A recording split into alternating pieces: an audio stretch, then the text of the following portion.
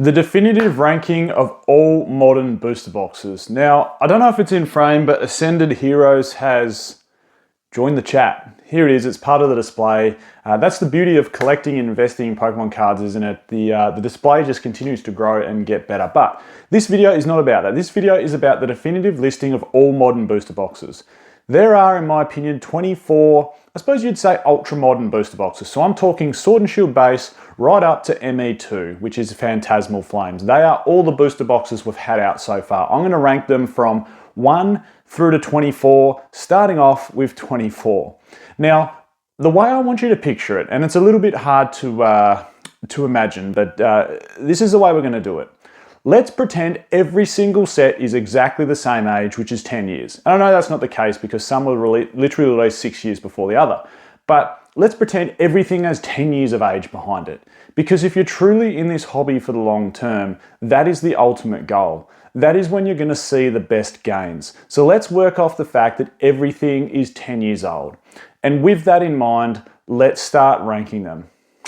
How do you go about ranking them? That's the big question. Like, what makes a booster box investable? Who buys booster boxes? Let's touch on that really, really quickly. So who buys booster boxes? Well, for me, there's a few customer bases in the future. One is people literally just want to collect it.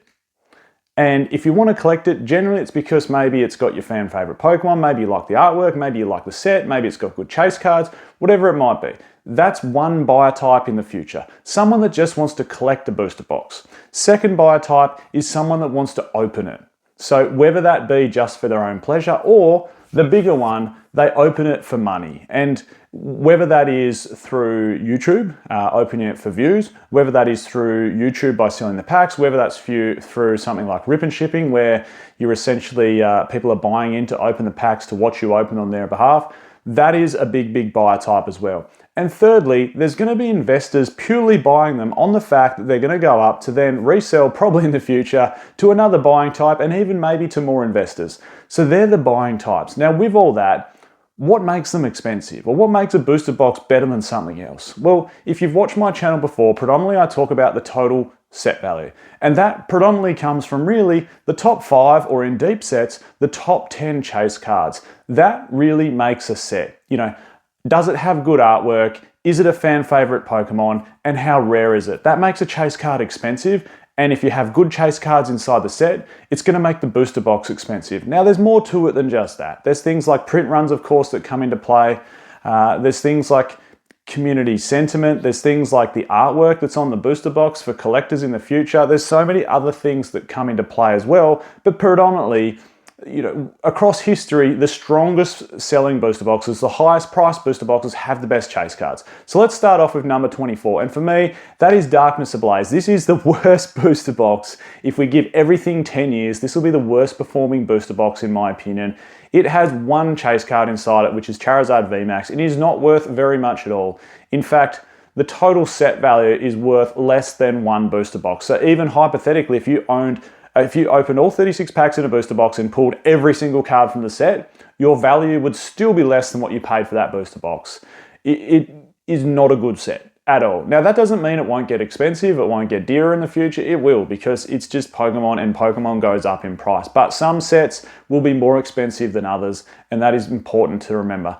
Number 23 on my list is Rebel Clash. Rebel Clash had a very minute, small second wave of printing, but was really short printed during that COVID era. It missed out. Vivid Voltage and Darkness Ablaze copped multiple reprints and therefore arguably were overprinted, but Rebel Clash wasn't. That's why we've seen Rebel Clash go to a sort of height very quickly, but it has stayed there for a long time now. It's sort of sat there for a few months and it doesn't look like it's moving much in the near future. Again, it'll get dearer because it's Pokemon and it'll just get rarer and it'll become a collectible in its own right, but 10 years down the track, this won't be a super expensive booster box. Why? Because it has no chase cards in it. Why have I ranked it higher than Darkness Ablaze, even though Darkness Ablaze has a somewhat nice Charizard to chase? Because of the smaller print run. 22 on my list is Vivid Voltage. Vivid Voltage is arguably a little bit overprinted, and also, other than a Rainbow Pikachu, it doesn't have a great deal in there. The Amazing Rares, you're guaranteed pretty much 2 per booster box, making them not very rare at all. As nice as they are, like the the Amazing Rare Celebi, and in particular the Amazing Rare Rayquaza. They're good looking cards, but they're super common realistically. And for that reason, I had to place it at number 22. Number 21 on my list is Scarlet and Violet base. That might sound a little bit rough. It did cop a decent second print wave when Silver Tempest and Lost Origin got a reprint a couple of years ago. It is got, well, look, it's probably a better base set than Sword and Shield base, but the whole era, in my opinion, won't go down the same as Sword and Shield base, and therefore I feel the Sword and Shield base booster box will hold a premium. Plus, Sword and Shield base had a lower print run than Scarlet and Violet base. Even though Scarlet and Violet base has slightly better hits inside it, I think Sword and Shield base will perform better, which we'll get to soon. What are we up to? Number 20 on my list, Stellar Crown. Quite a small booster box set, and when we have a small set, typically there's easy pull rates, and with those easy pull rates means more supply in the market, and if there's more supply of the cards with easier pull rates, then typically it'll mean lower prices for those chase cards. Beautiful Bulbasaur and Squirtle to round out the three from that Charmander that comes in the Obsidian Flames promo from the Elite Trainer box. Other than that though, there's really not many hits inside Stellar Crown. Number 19 on my list is Obsidian Flames. Obsidian Flames, another small Scarlet and Violet set. One real chase card in there, which is the Charizard. It's actually a good looking card in person. I've pulled it myself from Obsidian Flames, so maybe there's a touch sentimental value there. I think this is a much better Fire Charizard based set than what Darkness Ablaze was from Sword and Shield era, but it's still lacking a fair bit compared to a lot of other sets inside there. Number 18 on my list is Battle Styles. Battle Styles you would think would be ranked right at the bottom, but it's just not. It's copped so much hate when it probably doesn't deserve it. Like, Tyranitar is not a cheap card. Go look it up in a PSA 10 and a raw price, coupled with the fact that you've got things like both the Urshifu alternate arts, and you've also got a beautiful Empoleon alternate art, which doesn't get as much love as it deserves. It is also the first alternate art Pokemon card set from Sword and Shield era, so, and in my opinion, it's actually quite undervalued at the moment. So if you're looking into booster boxes, like, why would you not buy Battle Styles over a set that has just come out when they're pretty much the same price? It just makes no sense. There's literally like 30 sets between Battle Styles and a later set. Like, baffles me. Quick interlude to give a shout out to today's video sponsor, which is of course the Collector app. There'll be a link in the description to download it. You can put in all your singles, all your sealed product into the Collector app. It is so good for both collectors and investors alike. Of course, I use it for putting all my sealed product in there. You can look at my journey down in the content creators section. Huge improvements to the app though. There's so much you can do inside there. It'll show you total set value for any given English or Japanese set, which is so important when it comes to investing. It'll be able to rank sets and sealed product from most expensive to least expensive, so you can see the chase cards. You can look at multiple streams of data. Especially if you're a pro user, it'll go back in time a lot further for you. You can look at data for sealed products and singles. You can look at trades, etc. You can see what your collection's worth on paper. It is fantastic app. Again, link in the description to download that one. We must be up to number 17 on the list, which is Paradox Rift. I probably rag on them is not the right word, but I don't give Paradox Rift and Temporal Forces a great deal of love. But I've never said they're terrible sets. They're not. And they're also not terrible investments. They're also, in my opinion, a better buy, again, something with age on its side, than buying an ultra-modern Pokemon card set or an ultra-modern booster box for the same price.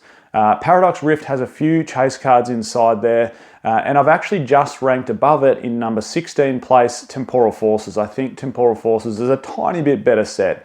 I like the artwork better in Temporal Forces. I like the fact that we've got a couple of Gen 1 Pokemon featuring with Gengar there on Morty's Conviction, and the Ghastly illustration rare is a good looking card.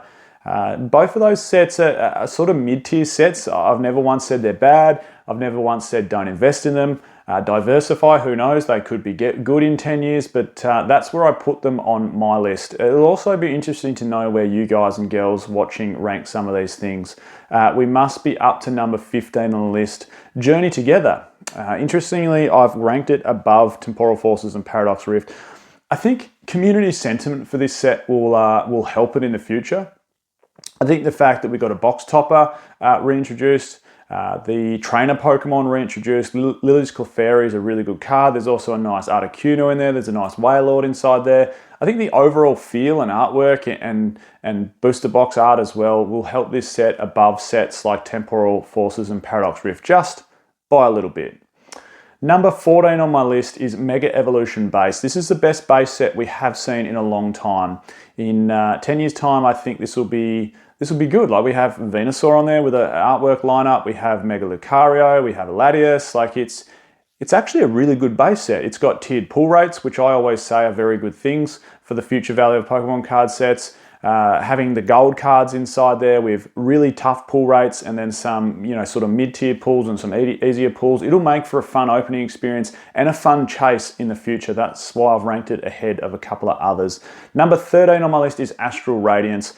If you've watched this channel for a while, I do really like Astral Radiance. I'm a fan of Astral Radiance. I think it has a really nice trainer gallery. I also think it has some good underrated artwork in the alternate arts. Not only do we have Beedrill and Machamp for original 151 Pokemon, the Origin form, Dialga and Palkia are beautiful artworks. This is a cool set. I feel like it's one of those sets a bit like Chilling Reign where you're like, just go up in price already. Like, enjoy your time, get there, get your time in the sun that you deserve, because the price currently, in my opinion, doesn't quite reflect what both those sets deserve, Astral Radiance included. What are we up to? We must be up to number 12 on the list. I've put Twilight Masquerade at number 12. That Greninja is an absolute ball biter, in my opinion. I love that card. Cool card. There are some other good ancillary hits in there. It is the one set for a while that actually is holding value with some strong trainer cards. We haven't really seen that since Sun and Moon era, something like a Ultra Prism. So Twilight Masquerade, a couple of strong trainers, couple of ancillary hits, and the big banger, which is Greninja, in my opinion, puts it into the top 12. Number 11, Sword and Shield Base. Now, I'm not saying this has fantastic chase cards. I'm saying it is very, very short printed, and it's the base set for what will go down as a very, very strong era of Pokemon. Sword and Shield is strong, and I've said for a while, keep parking your money there, and it's doing good things. It's been doing good things for the last 12 months. It's been doing good things for the last 24 months, and it'll continue to do good things. Such a short printed booster box. Again, no chase cards, but that's not going to matter on this booster box. It will hold its own.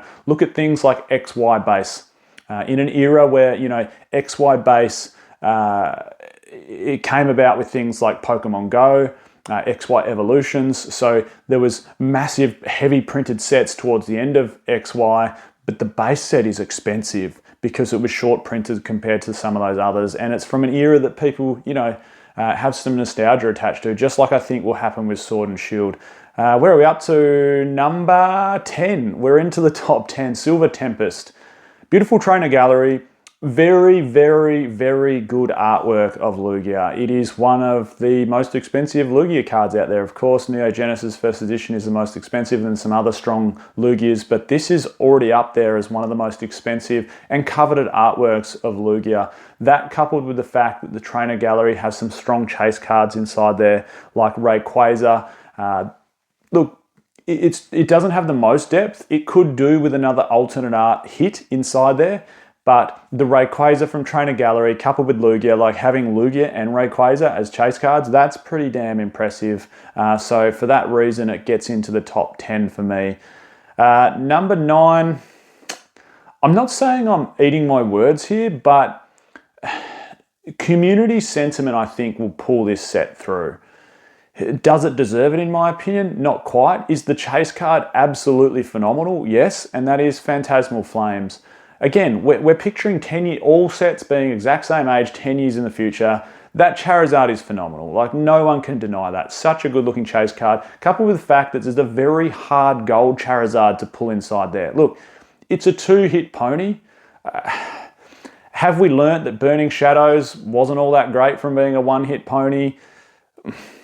Don't know, like, Phantasmal, maybe that Charizard will just be a generational Charizard that people will just always want to chase. I think it's way better than Burning Shadows Charizard. And for that reason, I'm putting it as number 9. It has cracked the top 10. Number 8, in my opinion, is Paldea Evolved.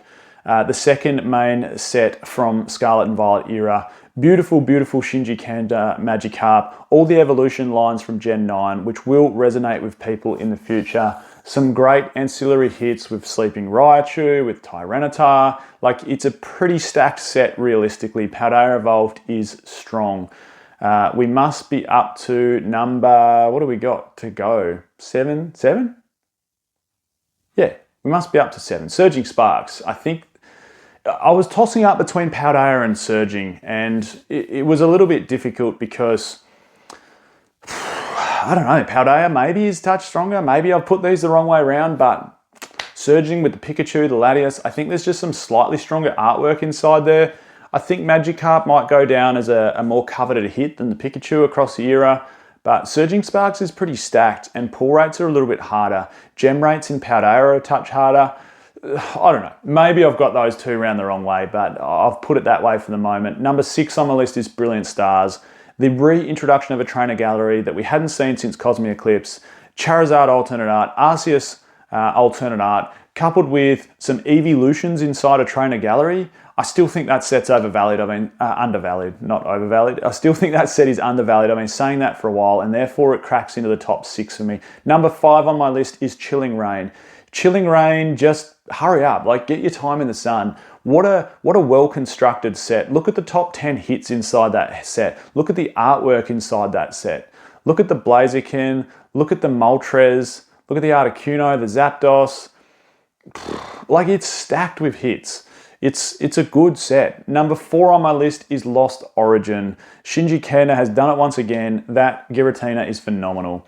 Coupled with the fact that you've also got an Aerodactyl alternate art, and again, a really, really nice trainer gallery in there. That rounds Lost Origin into number 4 place for me. The top 3, here we go. And again, I'm a bit concerned maybe I got 2 and 3 around the wrong way, but is what it is. I've put Destined Rivals in at number 3. In fact, it's the only Scarlet and Violet booster box that has made it into the top 6. Destined Rivals, heaps of nostalgia, stacked with hits. Could it have been better? Yes. If it had been better, would it be number 1? Quite possibly. Pricing has already proven to be absolutely insane, but I think 10 years in the future, the 2 sets that I've put above this will outperform it. Number 2 for me is Fusion Strike. The box art alone on this is extraordinary. Some actual color on a booster box, Mew on a booster box. The top 5 hits are just A+++. Gengar, Espeon, 2 Mews, and a Celebi. Bang. Like, good set. And I don't think anyone will be surprised with the number 1 choice here, which is Evolving Skies. Other than Team Up, it is the best set we have seen in the last 10 years by a long shot. So strong, stacked with Evolution alternate arts, stacked with 2 Rayquaza alternate arts, and to top it off, a Dragonite alternate art. They threw the absolute kitchen sink at this set, and this will be, in my opinion, the most expensive set once everything has reached 10 years old. I don't think anything will come close to Evolving Skies. What a phenomenal set. Well, there you go. There's my listing of all 24 boxes. As you'll see, Sword and Shield took the limelight with the top end, and it also took the limelight though with the bottom end. And I think that summarizes it, that Sword and Shield had the better top end, and Scarlet and Violet had the better depth to the sets. The only one real banger from Scarlet and Violet, in my opinion, is Destined Rivals. Time will tell though. That's my list. Thanks for tuning in. I'm Michael. This is PokeOz. Catch everyone next time.